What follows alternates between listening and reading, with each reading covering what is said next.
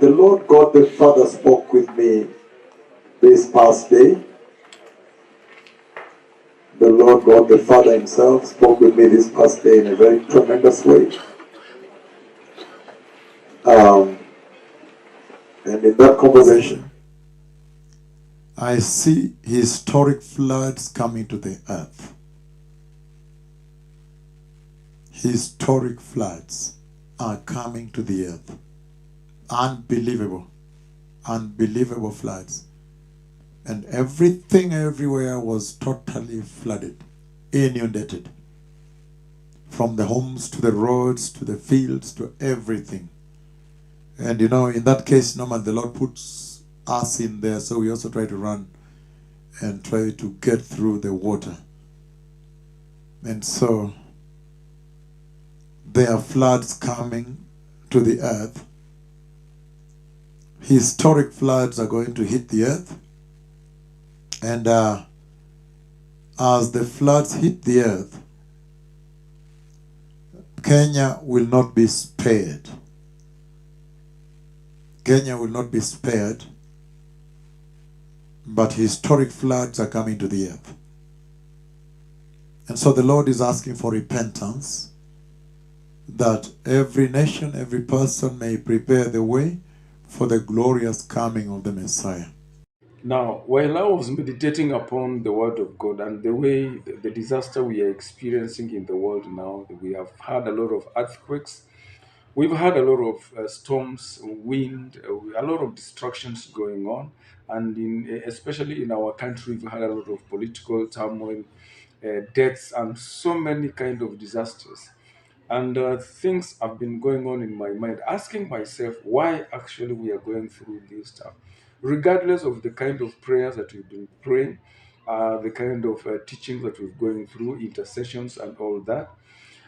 Men of God have been in this world. We have so many of them who attribute themselves and commend themselves for the work that they're doing with respect to the Word of God. But something came to mind when we had the issue of Dubai cloud seeding. Cloud seeding is the art of planting the cloud seed. The cloud seeding is a weather modification technique that improves a cloud's ability to produce rain or snow by introducing tiny ice nuclei into certain types of freezing or sub-freezing clouds. This nuclei provides a base for snowflakes to form. Now, this is simply against the nature or the design of God. And so, when I was meditating about or on this factor, then I came across the book of Isaiah, chapter 24, which I'll read for you. The book of Isaiah, chapter 24, beginning from verse 1, and I will select the various verses. However, you can read all through the verses and get the picture of what I'm trying to put across. The Bible is saying that, see, the Lord is going to lay waste the earth and devastate it. He will ruin its face and scatter its inhabitants. It will be the same for priests as for people. That means it doesn't matter whether you are a servant of God or not, the same will affect you. And that's why the flood and the destructions on this world has affected practically almost everybody, whichever religion. For the master as for his servant, for the mistress as for his servant, for seller as for buyer, for borrower as for lender, for debtor as for creditor. The earth will be completely laid waste and totally plundered. The Lord has spoken his word. Now I want to go direct to verse 4, which says, the earth dries up and withers, the world languishes and withers, the heavens languish with the earth. The earth is defiled by its people. That is verse 5. They have disobeyed the laws. Which laws? These are not the Ten Commandments, but the laws of nature. There was a system that God created that affects the continuous activities in various seasons. That is why we have the dry seasons, the weather, the rainy seasons, and all practically everything was set sequentially by the laws of God. Then he says they have also violated the statutes of God and broken the everlasting covenant. Now, when we get to this, then we need to understand what was this everlasting covenant. We need to understand what are the statutes of God.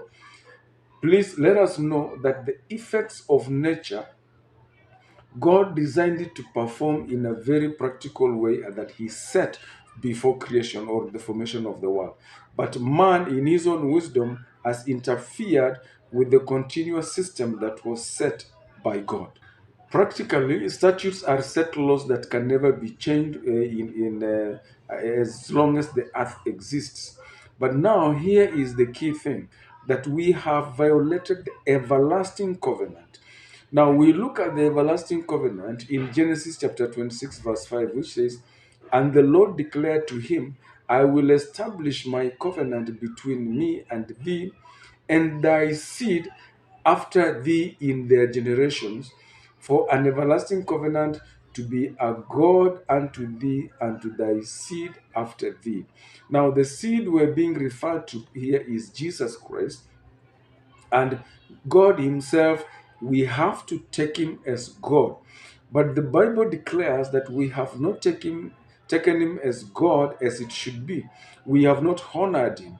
We have not respected Him. We have not worshipped Him. We have not given Him His glory or His due honor as is prescribed in the scripture or explained to us or manifested to us by Jesus Christ. So the world has simply gone astray. The teachers of the world have simply ignored the true teachings of God and started teaching their own things. The priests who are supposed to offer sacrifices of praise and give the sanctification of glory and the joyfulness of the goodness of God in our life have failed. They have not taught us the correct teachings of the Word of God. Instead, they have swayed aside and taught their own personal glory and their personal certification. And so the world is going into this because apart from ignoring the eternal covenant of God and ignoring the teachings of God, we have also interfered with the systems of nature that God placed in place. And that is why mankind is suffering today.